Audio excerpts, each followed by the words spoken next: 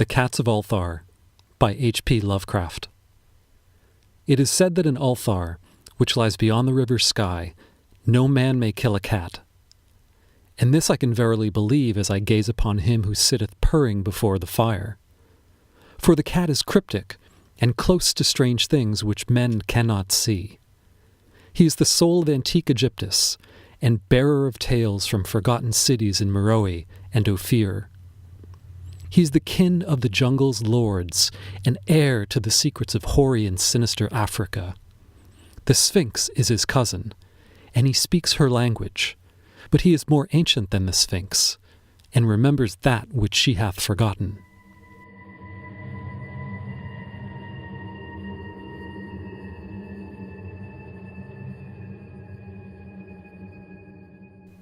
In Ulthar, before ever the Burgesses forbade the killing of cats, there dwelt an old cotter and his wife, who delighted to trap and slay the cats of their neighbors.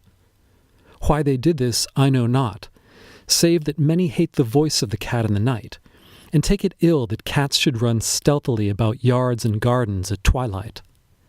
But whatever the reason, this old man and woman took pleasure in trapping and slaying every cat which came near their hovel, and from some of the sounds heard after dark, many villagers fancied that the manner of slaying was exceedingly peculiar.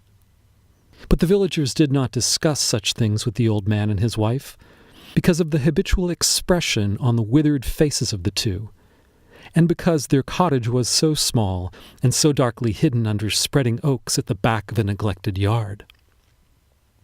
In truth, much as the owners of cats hated these odd folk, they feared them even more, and instead of berating them as brutal assassins, merely took care that no cherished pet or mouser should stray toward the remote hovel under the dark trees. When through some unavoidable oversight a cat was missed, and sounds heard after dark, the loser would lament impotently, or console himself by thanking fate that it was not one of his children who had thus vanished. For the people of Ulthar were simple, and knew not whence it is all cats first came.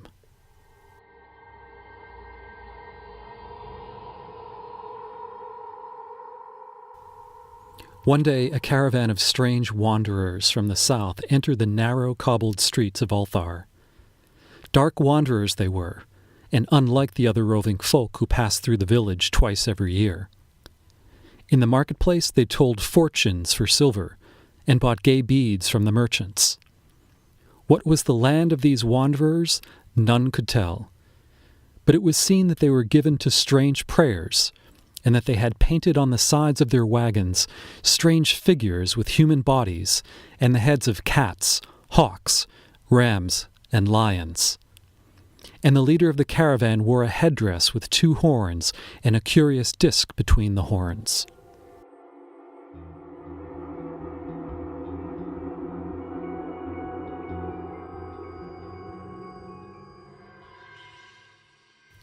There was in this singular caravan a little boy with no father or mother, but only a tiny black kitten to cherish.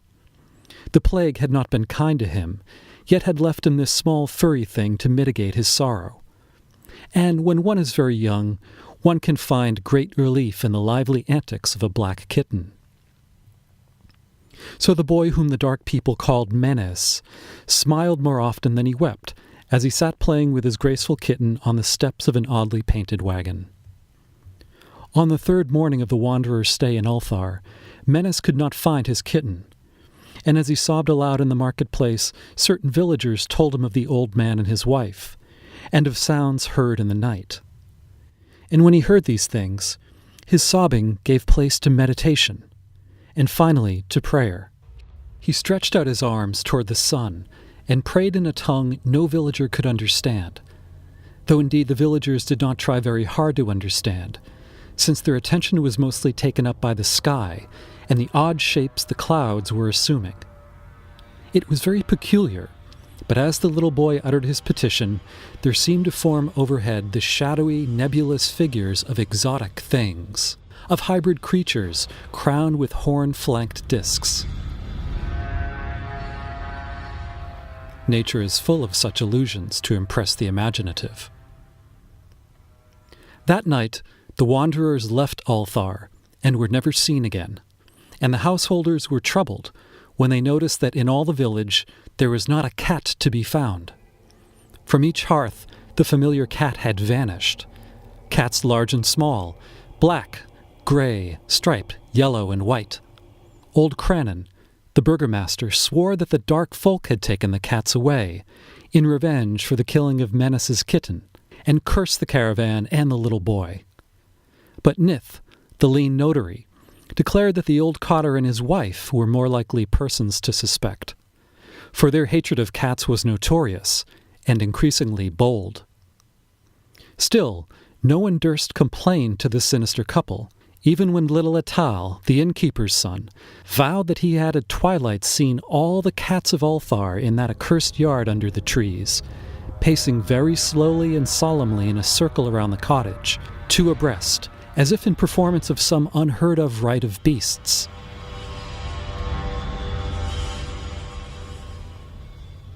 The villagers did not know how much to believe from so small a boy, and though they feared that the evil pair had charmed the cats to their death, they preferred not to chide the old cotter till they met him outside his dark and repellent yard. So Ulthar went to sleep in vain anger, and when the people awaked at dawn, behold, every cat was back at his accustomed hearth, large and small, black, gray, striped, yellow, and white. None was missing. Very sleek and fat did the cats appear, and sonorous with purring content. The citizens talked with one another of the affair, and marveled not a little. Old Crannon again insisted that it was the dark folk who had taken them, since cats did not return alive from the cottage of the ancient man and his wife. But all agreed on one thing, that the refusal of the cats to eat their portions of meat or drink their saucers of milk was exceedingly curious. And for 2 whole days the sleek, lazy Cats of Ulthar would touch no food, but only doze by the fire or in the sun.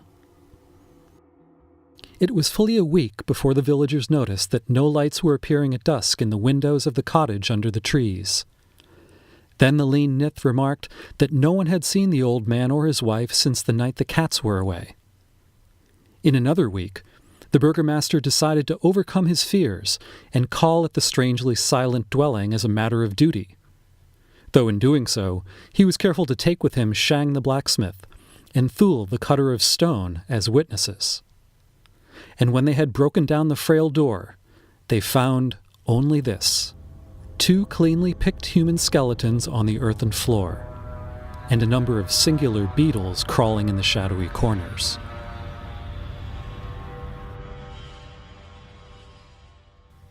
There was subsequently much talk among the burgesses of Ulthar. Zath, the coroner, disputed at length with Nith, the lean notary, and Crannon and Shang and Thul were overwhelmed with questions. Even little Atal, the innkeeper's son, was closely questioned and given a sweetmeat as reward. They talked of the old cotter and his wife, of the caravan of dark wanderers, of small Menace and his black kitten, of the prayer of Menace, and of the sky during that prayer, of the doings of the cats on the night the caravan left, and of what was later found in the cottage under the dark trees in the repellent yard. And in the end, the burgesses passed that remarkable law which is told of by traders in Hatheg and discussed by travelers in Nir, that in Ulthar no man may kill a cat.